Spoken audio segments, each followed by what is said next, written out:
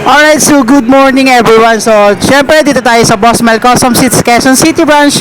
Syempre, alright, so ako na nga pala kukuha ng video para dito sa upuan na to kasi si Bossing nahihiya magpa-video. So, mabilisan lang naman tong ginawa ni Bossing sa atin, unang-unang customer natin. So, ang ginawa na lang niya is nag-swap na lang siya ng upuan sa atin. Kita niyo naman tong sinop niya sa atin.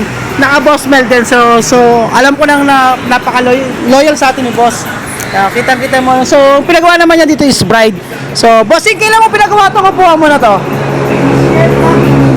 Last year pa. So, last year saan? Tagig. Wala kaming Tagig, Bossing. Baka Pasig or ano? Finally ko lang si Bossing. So, syempre, sinop na lang ni Bossing. Syempre, itong aming bagong racing seat na Green Lantern kung tawagin. So, ito may ginamitan namin siya ng dito yung liha type.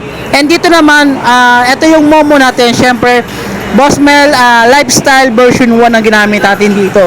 So, ito na nga lang ang ginawa ni Bossing. Sinwap na lang niya sa atin. Swak na swak naman siya. Dahil ito pang NMAX B2 talaga. Ayan o, napakaganda, napakaswabe ng pagkagawa. So, yan lang, para mabilisan lang kasi nagmamadali rin si Bossing. Sinwap na lang niya. So, yun lang ang ganda dito sa amin. Basta pag meron kang kasukat na upuan dito sa amin, ready to swap, pwede na tayo mag-swap dyan. Basta ang ano namin is original seat lang din. Tapos, original seat lang yung swap namin sa'yo. Yan, napakaganda. Diba? So, yan lang mga Bossing. Thank you so much. Yan kay Bossing kasi nahiya siya magpakuha. Alright, so thank you so much sa mga gusto bumisita dyan. Punta lang kayo dito sa Boss Mel Custom Seat, Quezon City branch. Makikita naman yan.